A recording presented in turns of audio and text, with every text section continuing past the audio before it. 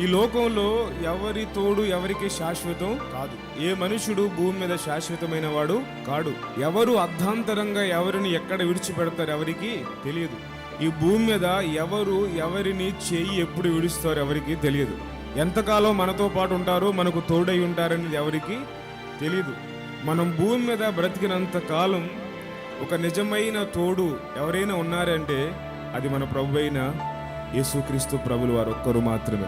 ప్రజలందరికీ కలుగబోవు మహా సంతోషకరమైన సువర్తమానం ఏంటంటే, సర్వాధికారి అయిన దేవుడే, స్తోత్రార్హుడైన దేవుడు, అత్యున్నత సింహాసనం మీద ఆసీనుడై ఉండి కోటాను కోట్ల దేవదూతలు నిరంతరము పరిశుద్ధుడు పరిశుద్ధుడు పరిశుద్ధుడు అని ఆరాధించబడుతున్న ఆరాధనకు యోగ్యుడైన దేవుడు, స్తోత్రార్హుడైన దేవుడు, సర్వాధికారి అయిన దేవుడు, మాట చేత లోకాన్ని కలుగజేస్తున్న దేవుడు, భూమిని ఆకాశమును కలుగజేసిన దేవుడు, సూర్యుని చంద్ర నక్షత్రములను కలుగజేసిన దేవుడు, ఏమీ లేని చోట సమస్తమును కలుగజేసిన సర్వాధికారి అయిన దేవుడు సశరీరునిగా మానవులందరికీ తోడై ఉండడానికి ఈ భూమి మీదకి వచ్చాడు ఆయన.